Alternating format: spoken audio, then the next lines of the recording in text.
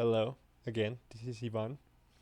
In Stir in the Pot, a place where we have unfiltered thoughts and ideas, and we share them. I share them. You may share them too, on the comments down below. Let me start with why I think Kamala Harris lost. Number one, the Democratic platform. Kamala Harris ran on fear mongering. Project 2025. Donald Trump being a rapist and sexist and racist and xenophobe and a fascist. Think Donald Trump is a fascist? Yes, I do. Yes, I do. She did not answer the most basic questions in interviews, even in friendly interviews with CNN, with Dana Bash, with Lester Holt, and others that were friendly to her. Questions like, why do you want to be president? And what would you do different in the last 4 years? And she had no answer to that. Would you have done something differently than President Biden during the past 4 years? There is not a thing that comes to mind. A person, a woman, and not only a woman, a person that ran in 2020, didn't even make it to the primaries, dropped out because she got humiliated by Tulsi Gabbard, who's now in the Trump team. Senator Harris says she's proud of her record as a prosecutor and that she'll be a prosecutor president, but I'm deeply concerned about this record. There are too many examples to cite, but she put over 1,500 people in jail for marijuana violations and then laughed about it when she was asked if she ever smoked marijuana. Tim Walz was a awful choice for VP. Governor, you previously opposed an assault weapons ban, but only later in your political career did you change your position. Why? Yeah, I sat in that office with those Sandy Hook parents. I've become friends with school shooters. I've seen it. Look, the NRA, I was the NRA guy for a long time. They used to teach gun safety. I'm of an age where my shotgun was in my car so I could pheasant hunt after football practice. That's not where we live today. What about Josh Shapiro? You wanted to appease to the Gen Z? You should have picked Josh Shapiro. A person that is the governor of Pennsylvania, a must-win state in the 2024 election. A state, the Keystone State, that will giving you the key to the White House. And you didn't pick him out of fear to the Gen Z population that supported Palestine.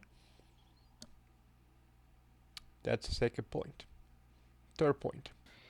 Instead of being the candidate of the working class people, she was the candidate of the elite. She was endorsed by Soros. She was endorsed by Warren Buffett.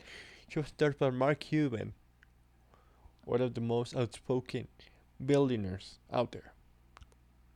She was endorsed by the elite, by the celebrities, by Hollywood, by the big tech, by the big pharma, by the billionaires.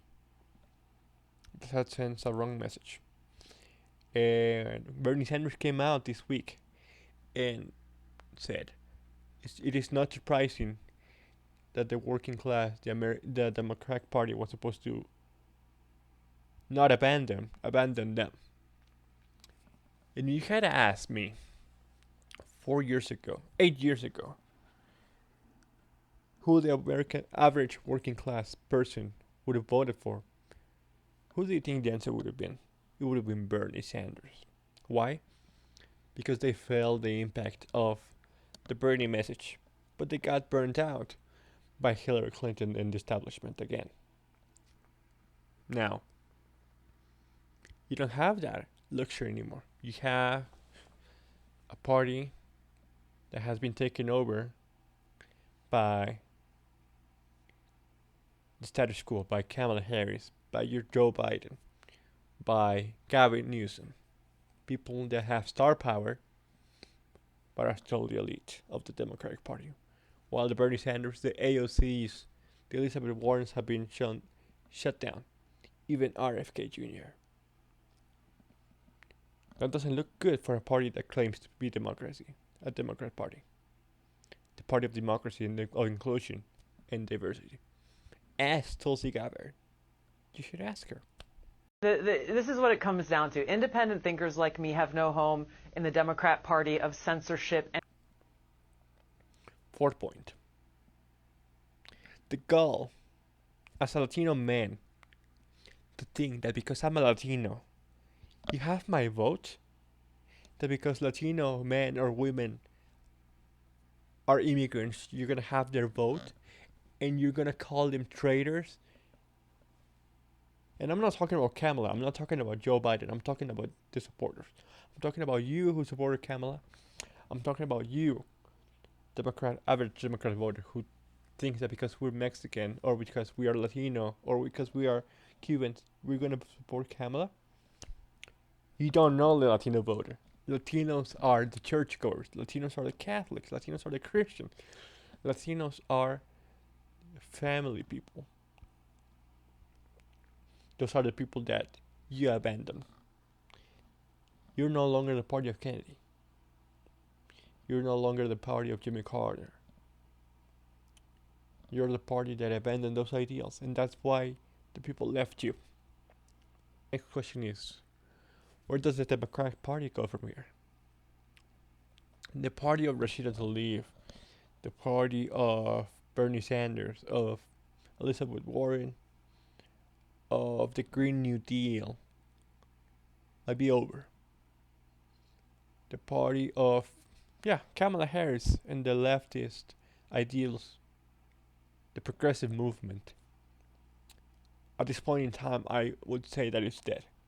Donald Trump ran a campaign that, while it was about fear mongering, had a message. Make America great again. A message that everybody, the average worker, the average American was able to connect with. And it showed in this election. The House, the Senate, the Electoral College vote, and even the popular vote that was not on my bingo card. I did not see that coming. It is incredible how he has managed to distance himself from his most loyal allies like John Kelly, Mad Dog Mattis, you name them. Mike Pence, they talk crap about him.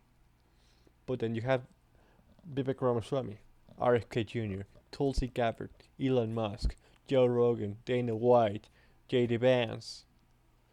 People that the American people were able to connect with. And now they have this team with him that were not Democrats. They were not Republicans. They were Democrats at some point. Tulsi Gabbard and RFK specifically. Joe Rogan specifically as well. And now they are part of his team. They are part of his supporters. They're part of his surrogates. And created a movement, yes, unlike anyone's ever seen before. So if you are thinking that this campaign, that this election was rigged, that this election was surprising, think again and take a hard look at the Democratic Party before this election and take a hard look. So I invite you, American,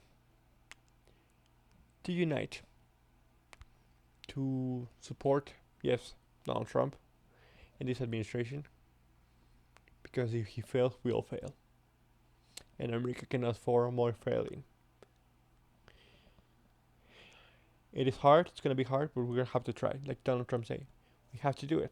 We have to do it. We have to do it. This has been Ivan de la Garza with Stir in the Pot. Please like and subscribe. Let me know in your comments if I missed something. If you agree with me, if you disagree with me, that's fine. Let me know. Please like and subscribe. Thank you very much. And we'll see you in the next video.